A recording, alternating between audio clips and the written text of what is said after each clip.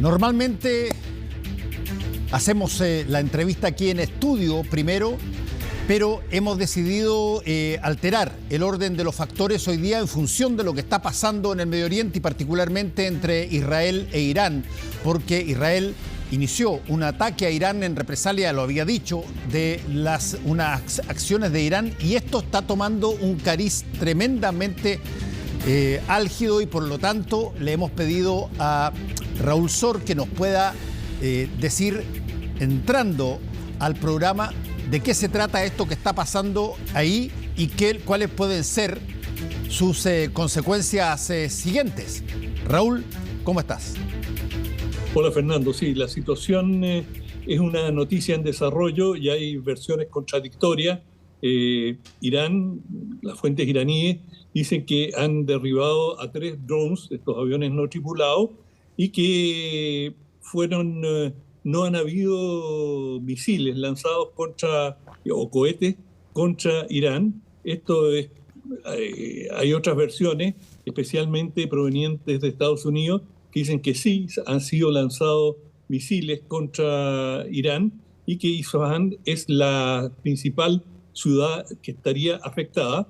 En Isfahán hay una importante base aérea y además hay un centro de investigaciones nucleares, pero no tenemos noticias específicas de si alguno de estos dos blancos, me refiero a la base aérea y la central de investigaciones nucleares, ha sido alcanzada. Irán por lo pronto lo niega, pero hay informaciones de que se han escuchado fuertes explosiones en esta ciudad y también en otras, especialmente en el centro de Irán, pero no hay detalles con qué elementos fueron alcanzados estos lugares y qué efecto ha tenido. Lo cierto es que ya se sabía que Israel iba a responder y que lo iba a hacer una vez que tomó la decisión después del el ataque con 300 drones y cohetes y misiles.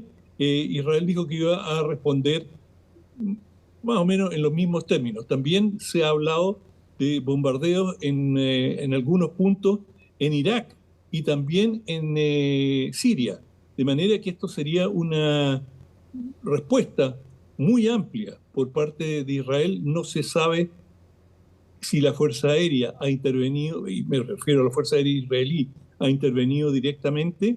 Por lo pronto, Irán lo niega, pero esto es una noticia en desarrollo, es decir, no hay confirmación de ningún tipo y son todos trascendidos de agencias de prensa y en algunos casos de Estados Unidos. Pero, digamos, Irán ha dicho muy poco e Israel menos. Ahora, la razón por la cual esto tiene un carácter de urgencia no es necesariamente porque estén peleando Israel con Irán, sino que porque lo conversábamos en una jornada anterior, Raúl, porque después del ataque de Irán se había avisado que iba a haber una represalia, pero se creía que la represalia iba a ser casi una cosa paralela, y la verdad es que por lo que hemos estado viendo, por lo menos esto se ve como una situación que eventualmente podría generar voluntad en Irán de, continuar con lo que había iniciado con sus propios drones y misiles. Sí, Irán trató de dar la impresión con el ataque con drones que era una advertencia, que Irán no se había jugado a emplear su poderío para lograr la máxima destrucción, y de hecho hay bastantes antecedentes que la forma en que se llevó adelante el ataque, enviando primero los drones, que son los aparatos más lentos en el ataque, después misiles y finalmente, digamos, los cohetes más veloces, con esa táctica que utilizó Irán, estaba dando a entender que era una escalada muy medida que permitió que se le destruyeran buena parte de los proyectiles que envió. Esto es, digamos, no hay prueba fehaciente que es así, pero muchos sospechan de que Irán no quiere y no busca un conflicto directo con Israel. Sin embargo, por el mero hecho de haber atacado el territorio israelí desde Irán, ya le planteaba a Israel un desafío que los israelíes dijeron desde el primer momento: lo vamos a responder cuando nos convenga y de la manera que nos convenga. Bueno, todavía no sabemos qué es lo que quiere alcanzar Israel en Irán. Por lo pronto, este ataque es una forma de replicar a Irán y decirle: no les tememos. Es decir, ustedes tienen una capacidad misilística, pero nosotros tenemos eso y más. Y bueno, Irán le advirtió a Israel que si volvía a atacar, y esto se refería después del ataque iraní, si había una respuesta israelí, Irán iba a responder con 10 veces más fuerza el ataque israelí. Y eso es lo que está creando tanto nerviosismo, porque si Irán realmente cumple con su cometido, con lo que ha prometido hacer, bueno, estamos a las puertas de un conflicto en que hoy día ya se ha subido otro peldaño y no sabemos cuántos más vienen. De manera que hay una incertidumbre tremenda. Dicho esto de paso, los aeropuertos de la mayor parte de las ciudades iraníes están cerrados. El país ha entrado en una situación de emergencia y me imagino que en aquellas ciudades donde hayan refugios antiaéreos, la gente debe estar concurriendo porque esto tiene un potencial destructivo muy grande. Ahora, Raúl, nosotros aquí estamos hablando básicamente de dos países, de Irán y de Israel, pero sabemos, y lo hemos hablado esto mucho y tú lo has dicho muy claramente, que esta es una situación que está afectando a una serie de países que están todos bastante cerca unos del otro o son fronterizos y que tienen como una suerte de común esos países de ser considerados enemigos de Israel. Y por lo tanto, bueno, la actividad de Irán en contra de Israel primero y ahora en la represalia, ¿qué posibilidades tienen de activar a estos otros países? Bueno, por lo pronto ya, como te lo mencionaba antes, han atacado algunas posiciones en Irak y también en Siria.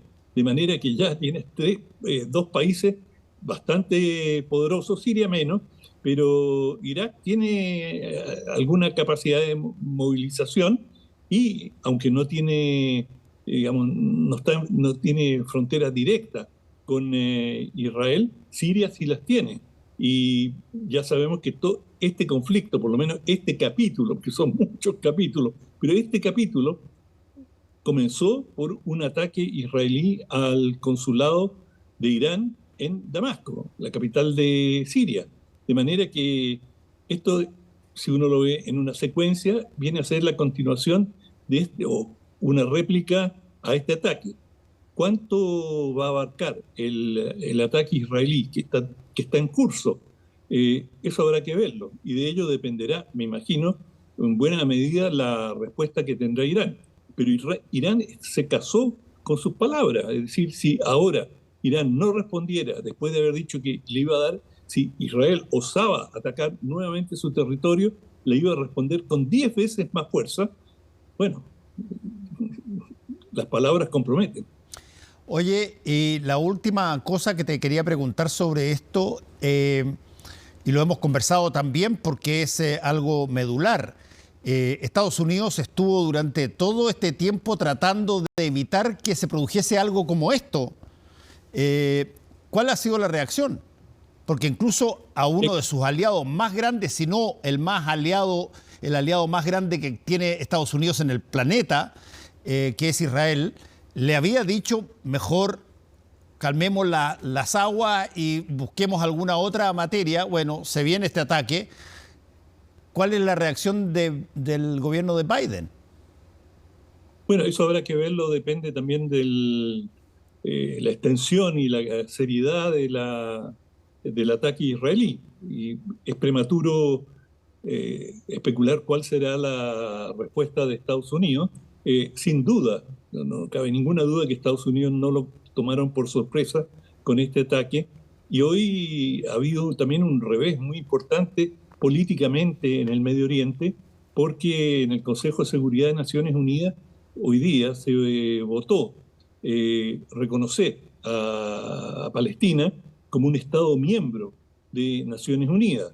Tiene en estos momentos un estatus de observador, pero no es un miembro de Naciones Unidas, y Estados Unidos fue el único país que, después de señalar tantas veces que cree que la solución pasa por dos estados, un estado por Israel y por Palestina, que vivan uno junto al otro en cierta armonía, bueno, Estados Unidos ha vetado la propuesta, que fue con 2 abstenciones, y el resto, los otros 13 miembros del Consejo de Seguridad, votaron a favor de la creación de un Estado palestino, y bueno, Estados Unidos aplicó su veto. De manera que también acá Estados Unidos se ve cada vez más complicado por una situación en la cual su retórica no corresponde con los hechos. Sí, eso es complejo. Es cierto que de repente parece como una burocracia internacional, pero cuando se pronuncian en factores como este, que tú estás mencionando, que son tremendamente claros, ¿debe o no debe Palestina tener un Estado propio? Y tú ves que Estados Unidos, el aliado más cercano a Israel, veta eso. La pregunta que sigue es, bueno, ¿está tratando de decir que no quiere que haya un Estado palestino o está tratando de esperar a que eventualmente se forme algún tipo de conversación o diálogo o alguna negociación especial? Bueno, sí, Estados Unidos ha dicho muchas veces, y lo ha dicho el presidente Biden, que es partidario de la gestación de un Estado Sí, palestino. pues. Ahora, el tema es lo que ha señalado el representante estadounidense ante el Consejo de Seguridad, que este no es el momento adecuado, que primordialmente tiene que llegar a un acuerdo Israel con Palestina, pero los palestinos, digamos, unos tienen muchos antecedentes de cómo Israel y el actual gobierno del primer ministro Netanyahu han bloqueado en forma metódica y sistemática la creación y el desarrollo de un Estado palestino, y mucho más grave que eso, han ocupado territorios y siguen haciéndolo, y siguen construyendo nuevas colonias en los territorios ocupados, que toda la comunidad internacional ha proclamado ilegales, que Israel no tiene el derecho a ocupar esos territorios, y sin embargo en forma constante se ha estado expandiendo. Y eso es uno de las mechas que en forma crónica enciende el conflicto israelo-palestino, por una parte, y incluso la Autoridad Nacional Palestina, que suele ser bastante cauta al pronunciarse sobre estos temas, hoy día se pronunció con mucho más vigor y mucho más fuerza, condenando la falta de coherencia especialmente de Estados Unidos. Como suele ocurrir, Gran Bretaña se abstuvo, digamos, se mantiene a mitad de camino, pero cerca de Estados Unidos siempre, claro.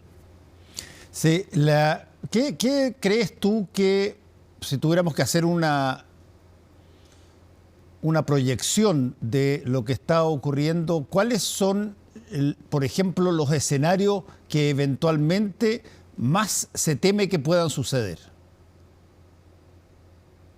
Bueno, lo más grave que puede suceder ahora es que, bueno, veremos cuál es el daño y la magnitud de la respuesta que está en curso por parte de Israel, y cómo va a responder Irán a esta situación. Porque el temor es que si Irán cumple con lo que ha prometido, y ese es el peligro de hacer promesas, porque si no la cumplen, pierden credibilidad. O sea, bueno, sí, es la retórica. En cambio, Israel se ha preocupado siempre. Uno puede tener cualquier opinión sobre cómo ellos conducen su política, pero en general, cuando prometen una represalia, invariablemente la cumplen. Y eso es un capital que tiene un país en términos de la credibilidad de su capacidad disuasiva. Ahora, todavía estamos en pleno desarrollo de la situación. Podría haber terminado y lanzaron algunos drones y eso fue todo. ¿Cómo? Todavía pueden pasar muchas cosas.